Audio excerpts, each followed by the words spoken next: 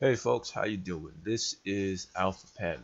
So I was talking to someone not too long ago and they asked me what games do I happen to play on my mobile. So I started telling them and they had no idea what the hell I was talking about. So I put together this little list of games you probably never heard of and probably don't know about, but should totally fucking play them. Number 5. Here we have Walking War Robots. The name is exactly how it sounds. If you missed this one, it's probably because it's buried deep within the bowels of the similar sections of the Google Play Store. But the game is as it sounds. You get yourself a walking bipedal robot, two legs, you deck it out with as much weapons as you can afford, and then you're released to the world to bring robot-based destruction upon your enemies. Gameplay, it is team-based capture the flag type combat. But that's not the only thing. The other way to win is to completely wipe out your opponent's team, which is what it always turns into, surprisingly. What does that say about people? But yeah, the basis of gameplay is around customization of your mech. You're given funds at the very beginning of the game, and you participate in matches to buy bigger, badder, more powerful mechs. And trust me, when I mean they get bigger and badder, they get bigger and badder, and they will mess you up. Number 4. Here we have Crusader's Quest. This is one of those hero farming games where you get yourself a little team of heroes and you go on adventuring quests to save the world. You start up with your first few base heroes, and from that point on, you'll continue to gain more and you'll upgrade them throughout the progress of the game. This one is a bit different because this one has little side scrolling combat where you'll touch little icons at the bottom of the screen to perform special combat actions. Other than that, you have no control of the gameplay itself. Everything is pretty much automatic and it just happens. You control the special attacks and special weapons and stuff like that, and the ability to block using the goddess's power.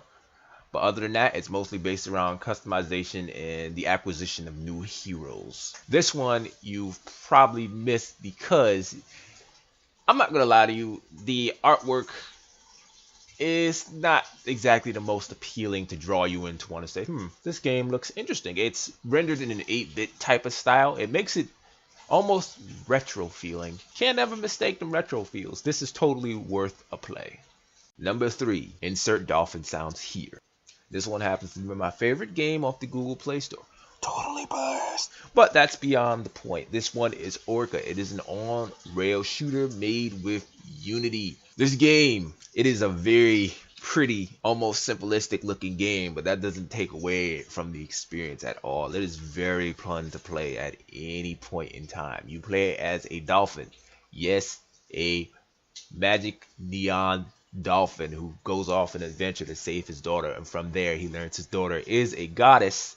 Spoiler alert, lots of plots happen. If you're confused on what actually happened during the storyline, it'll be certain snippets during certain missions that'll give you text dialogue that'll fill in the blanks for you. This game, it's pretty much you move around and you tap to destroy everything on screen that isn't your dolphin, and it is very satisfying to play. So satisfying, especially when you get uber weapons against the little peon enemies. They can't stop you at all. Number 2. Here we have Stellarcept Online. This game is produced by Asobimo. These folks over at Asobimo have a number of games for iOS and Android. You've probably already heard of one or two of them. One being Iruna Online and the other being Avabel.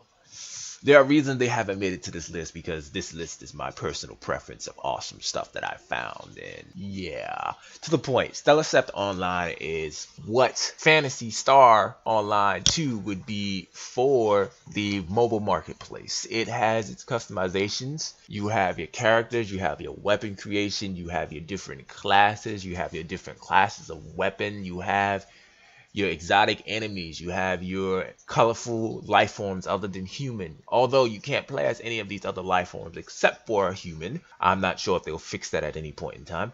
That's beyond me. But there is a English server and an international server when you do play the game, so you can get your intermingling with the other languages on this planet or whichever other planet. But this is a fun one, and this one is definitely worth a play. You might even see me out there from time to time. Number one.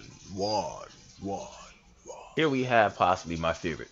Totally not biased. Yes, it is. This is Torum Online. This could be seen as a sequel to Iruna Online.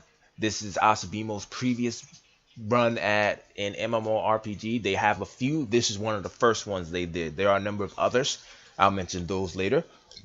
Ooh, but this is Torum. Torum's combat is pretty much based off Iruna. Everything is almost the same, but it's vastly improved upon. The experience you gain from attacking monsters and defeating monsters is pretty much equalized, and it feels natural in the progression you'll make. You'll gain more levels as you play more and target stronger and stronger monsters. You just won't get nerfed in your experience points at some point in the game when you're like level 20 and you're barely getting anything.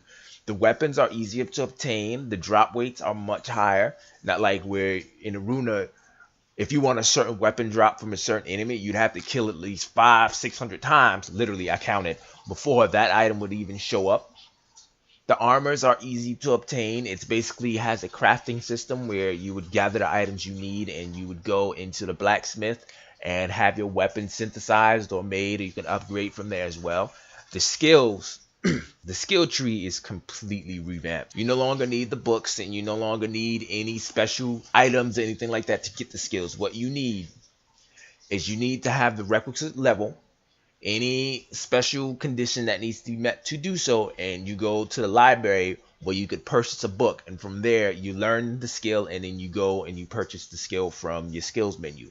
The menu systems have been refined. Everything about the game, Torum, is basically an upgraded Iruna, and Iruna is alright, and by default, because Torum is upgraded, Torum is awesome. Totally worth a play.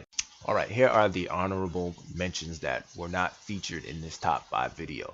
Don't get me wrong, they may not have been featured, but they are still worth a play. First, we have Republic.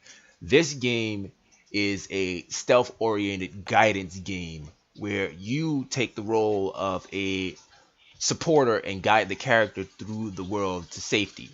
Next, we have Yu-Gi-Oh! Dual Generations, because we all need that Yu-Gi-Oh! Fix, people. I'm a lover of card battle games myself. Here's another card battle game, Devil Maker Tokyo. It may sound weird, but this game plays very smoothly. The combat, the animation, even the artwork in it is fantastic. Next, we have the original Iruna. As I said, this is the predecessor to Torum. So it's not as good as Torum, but it is still pretty kick-ass and worth a play. Next, we have Oddworld Stranger's Wrath. Now, if you played the original, you're going to understand when I say that this game is definitely worth sitting down and dedicating a few hours to. Next, we have Alpha Dia. This game was produced by Kemco, and it has a retro, isometric, old-school, turn-based RPG type of feel. But the only difference is that combat is rendered in full 3D. So 3D action and combat, 2D overworld and cutscenes. Alright, it makes for an interesting combination, but it's very entertaining when you just get down right into it. Next, we have Darkness Reborn. This one is produced by Gameville, one of the many good games. Or is it Game Evil? I don't, their name escapes me. But yes, they produced an action-based, top-down type of game, RPG if you want to call it that, where everyone is on a unified server and you go to a message board and you embark on missions. That way you can partner up and you can join teams and guilds and stuff like that. So I wouldn't say it's kind of like an MMO, maybe, question mark. But yes, those are the honorable mentions. They may not have been featured in this video, but they are totally kick-ass and worth putting some time into. Alright folks, this is Alpha Panda and I am out.